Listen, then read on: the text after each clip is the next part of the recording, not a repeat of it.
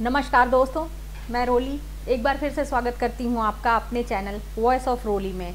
तो आज फाइनली हम वो प्लेलिस्ट स्टार्ट कर रहे हैं जिसकी बहुत दिनों से डिमांड आ रही है, राग और थाट। इसमें मैं आपको पहले ये बता दूं कि कैसे चलेगा हमारा सीरीज़। सबसे पहले मैं आपको थाट के बारे में बताऊंगी, फिर राग के बारे में बताऊंगी, फिर राग और थाट का एक कंपैरिजन करूंगी और उसके बाद एक एक राग को उठाकर उसके बारे में सीखेंगे।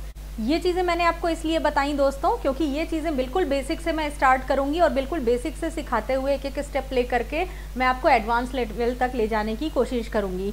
इसलिए सबसे पहली मेरी रिक्वेस्ट आपसे है कि मेरे चैनल को सबसे पहले सब्सक्राइब कर लीजिए।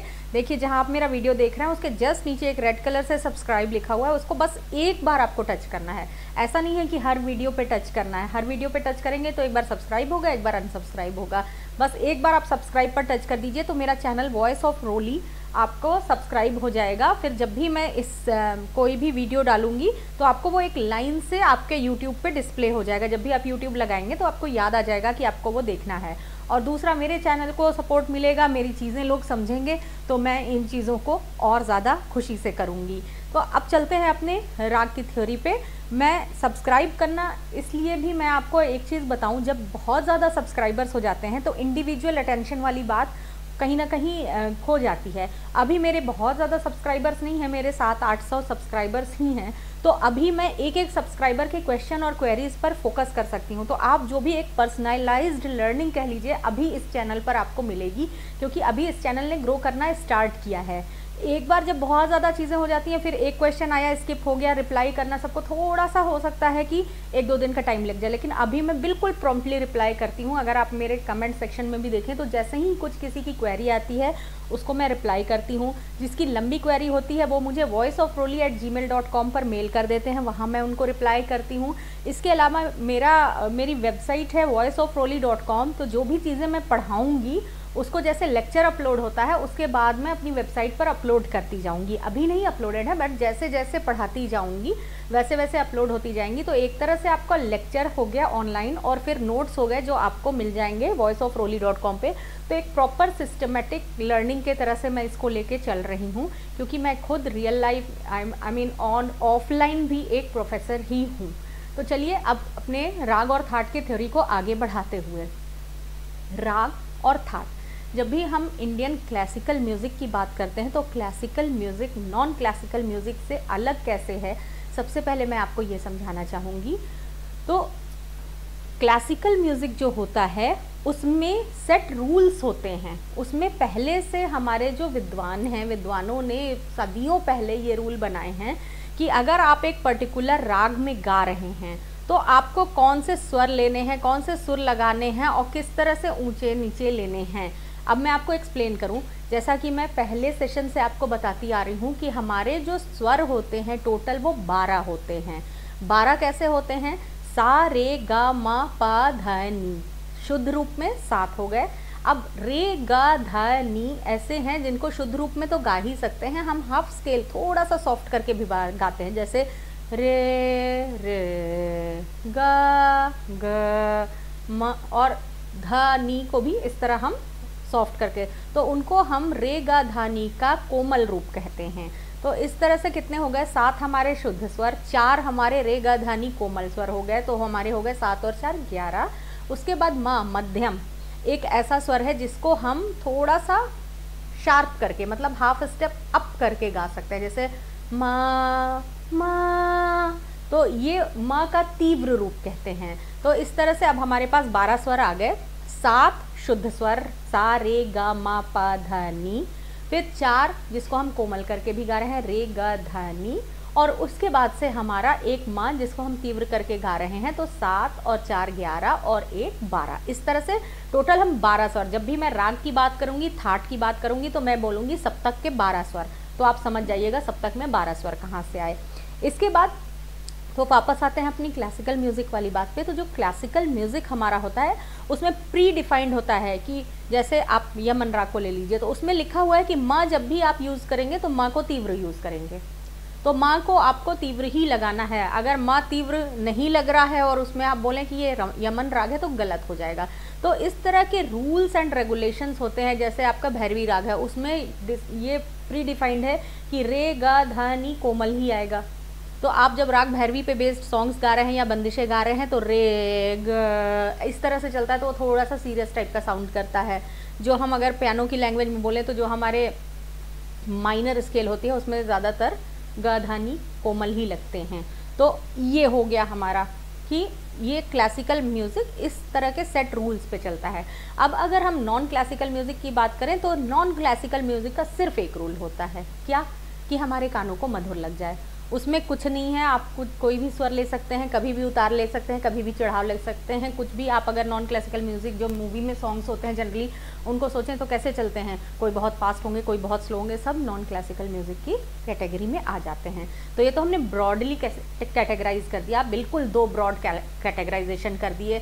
अब नॉन क्लासिकल म्यूजिक इसके सॉन्ग्स के अलग टाइप आ जाते हैं म्यूज़िक के, वो सब मैंने पहले के सेशंस में दिया हुआ है, अगर आप देखना चाहें तो देख लीजिएगा। और मेरी वेबसाइट पर भी ये सारी इन्फॉर्मेशन आपको मिल जाएंगी।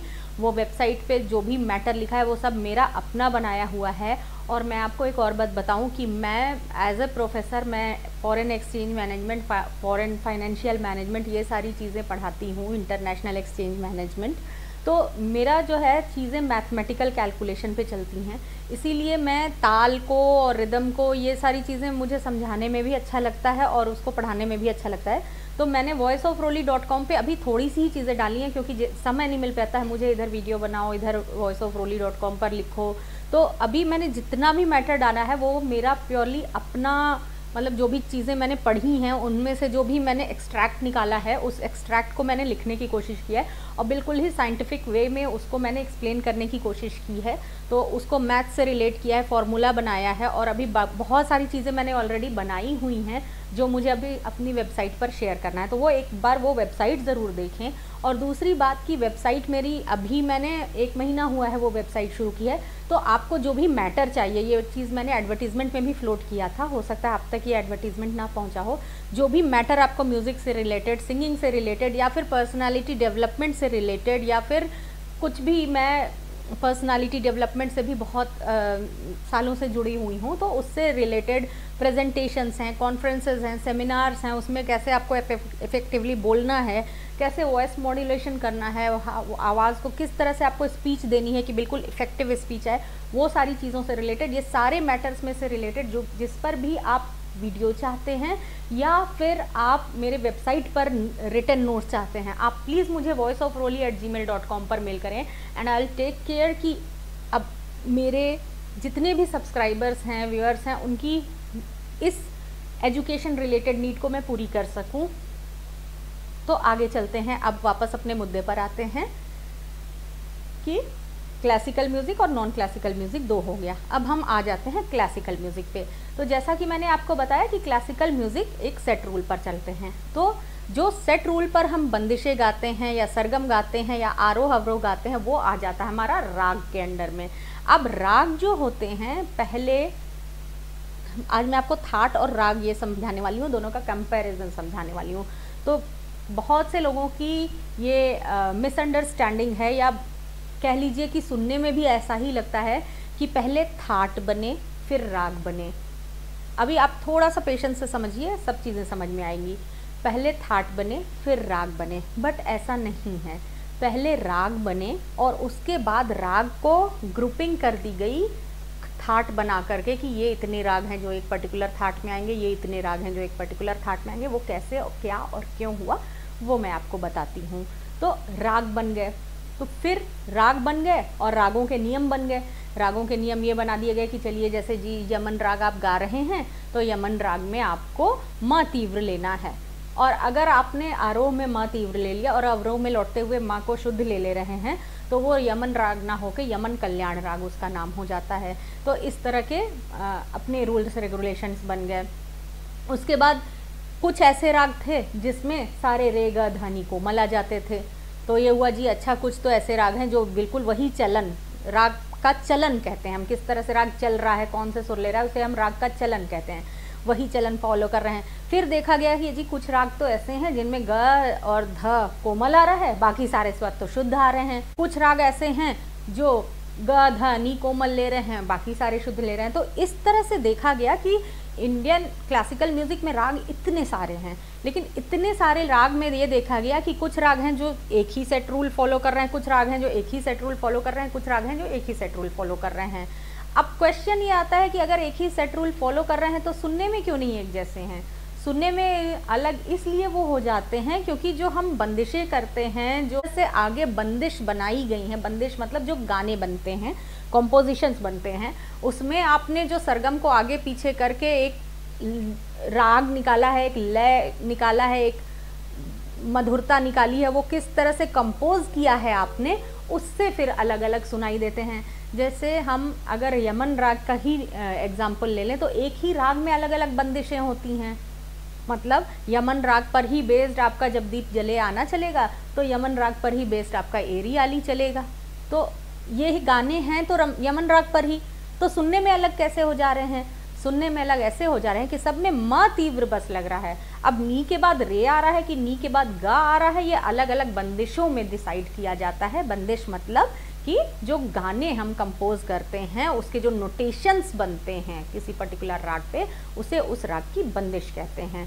तो ये सारी चीज़ें हो गई, इस तरह से बन गए हमारे राग।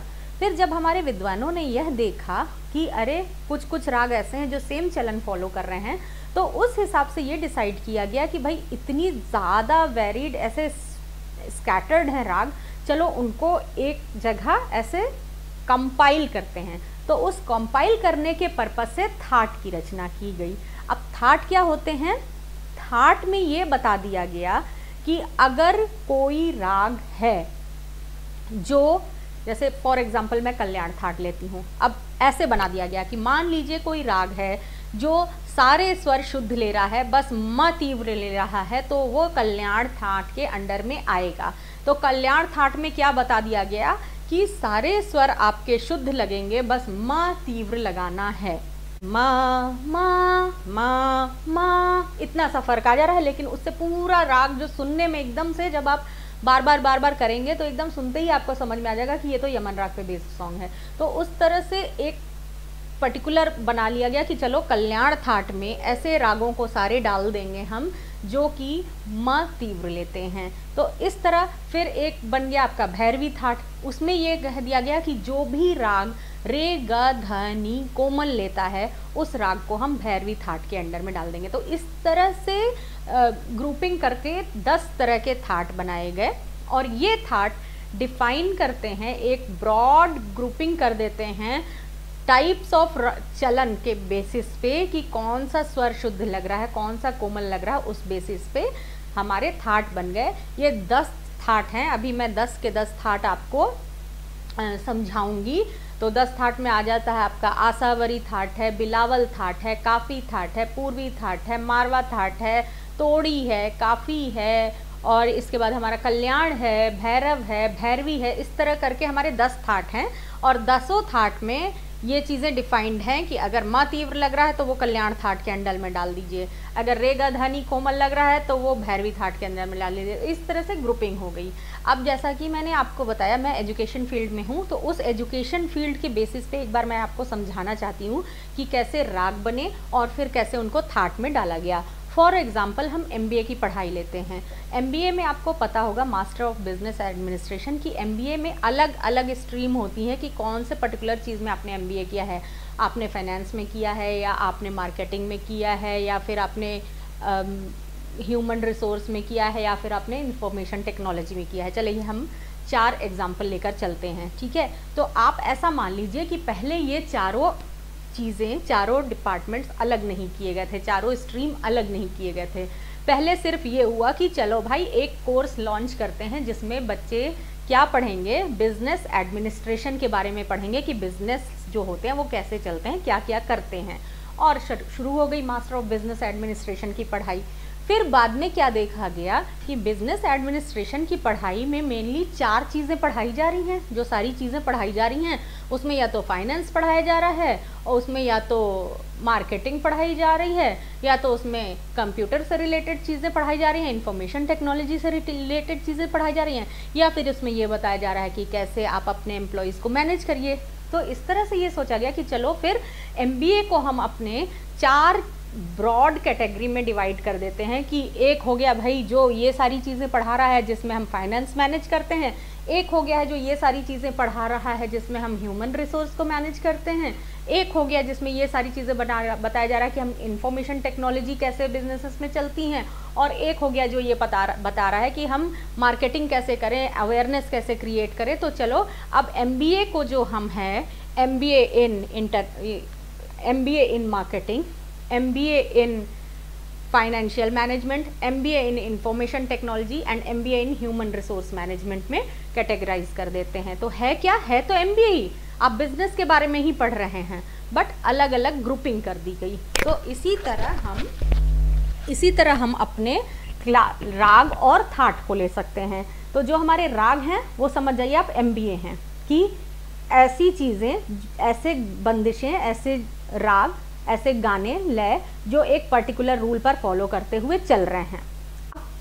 जैसे MBA में आपका financial management, human resource, information technology and marketing को डिवाइड कर दिया गया, वैसे ही रागों को थाट में डिवाइड कर दिया गया कि एक तरह के राग का चलन फॉलो करने वाले कल्याण थाट में आएंगे, रे ग धा नी कोमल लगाने वाले भैरवी में आ जाएंगे, अब ग धा नी कोमल जिसमें होता है वो आसावरी में आ जाएंगे, सारे शुद्ध जिसमें होते हैं वो बिलावल में आ जाएंगे। तो इस तरह से करके ग्रुपिंग कर दी गई। तो आई होप कि आपको ये समझ में आ गया कि राग कैसे पहले बने और फिर उनको थाट में क्यों डिवाइड किया गया। थाट जो होते हैं उनमें ये पता चल जाता है कि किसी पर्टिकुलर राग का चलन कैसा होगा, उसमें कौन कौन से स्वर शुद्ध लगेंगे और कौन कौन से स्वर कोमल लगेंगे और कौन सा म शुद्ध लगेगा या तीव्र लगेगा, और उस पे बेसिस करके फिर राग बनते हैं। बट पहले राग बने थे और बाद में थाट बना था। तो अब आज के लिए इस वीडियो के लिए, क्योंकि वीडियो काफ़ी लंबी हो गई है, बस इतना ही, और मैं जस्ट बाद ही बनाने जा रही हूँ ताकि वीडियो की लेंथ छोटी रहे, आप आराम से देख सकें।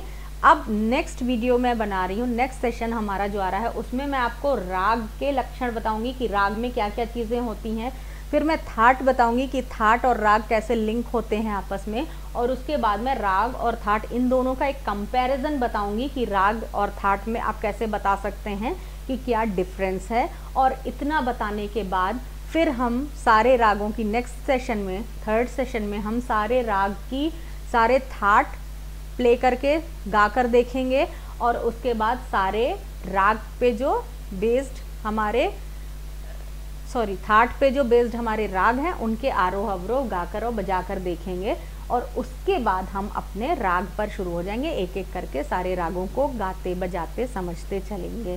तो आज के लिए बस इतना ही। आपको अगर मेरी ये कॉन्सेप्ट, मेरा ये वीडियो, मेरी ये टीचिंग पसंद आई तो प्लीज़ मेरे चैनल को सब्सक्राइब करिए। और एक और बात आपसे मैं बताना चाहती हूँ, आज मेरा बर्थडे भी है, तो अगर आज मेरे चैनल को एक नया चीज़ मिले, आज मेरे 1000 सब्सक्राइबर्स क्रॉस हो जाएं तो मेरे बर्थडे को एक बहुत ही मेमोरेबल बर्थडे हो जाएगा। तो मेरे बर्थडे को मेमोरेबल बनाने में मेरी हेल्प कीजिए, चैनल को सब्सक्राइब कीजिए, और चलिए इंडियन क्लासिकल म्यूज़िक को एक नए तरह से, आसान तरह से समझते हैं। धन्यवाद।